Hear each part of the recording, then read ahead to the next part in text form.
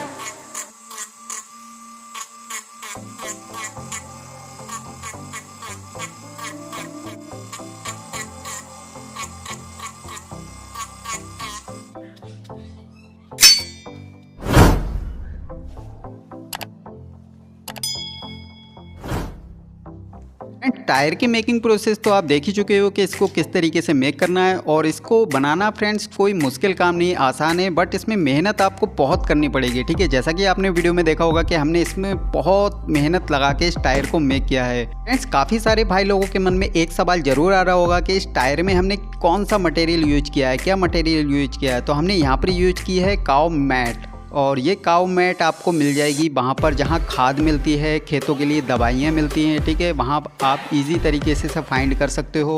1400-1500 रुपये में 8 चार की यहाँ पर आपको सीट मिल जाएगी, तो वहाँ से आप परचेज़ कर सकते हो और उसकी मदद से आप यह टायर मेक कर सकते हो। बाकी चप्पल जो होती है फ्रेंड्स, स्लीपर जिसे बोलते हैं, उसकी शीट भी अगर आपको मिल जाए तो वो और ज़्यादा बेहतर रहेगी आपके टायर मेकिंग के लिए। लेकिन दोस्तों मेरी तलाश अभी भी जारी है। टायर को और ज़्यादा बेहतर बनाने के लिए मैं एक थोड़ा सा डिफरेंट टाइप की रबर सीट ढूंढ रहा हूँ, और वो किसी तरीके की गैस सीट होती है, कंपनी में यूज होती है, फैक्ट्रीज़ वगैरह जो होती हैं उन्हें इंसुलेट करने के लिए उसमें यूज होती है। अगर वह सीट मुझे मिल जाए तो उसके ज़रिए मैं एक प्रॉपर आरसी टायर, इससे भी ज़्यादा बेहतर टायर बना सकता हूँ, जिसमें आपको क्लीनिंग, जो सफाई है, फिनिशिंग, वो अलग ही लेवल की देखने को मिलेगी। तो फ्रेंड्स अगर वैसा कुछ मुझे मिल जाता है तो बहुत ज़्यादा बेहतर रहेगा मेरे लिए। और फ्रेंड्स सच में इन टायर को इस तरीके की शेप देने में मुझे बहुत मेहनत करनी पड़ी है। तो थैंक फॉर वाचिंग एंड मिलते हैं नेक्स्ट वीडियो में। वीडियो अगर अच्छा लगा तो प्लीज़ वीडियो को लाइक करिए एंड चैनल को सब्सक्राइब करिए, एक प्यारा सा कमेंट भी करिए। Love you all.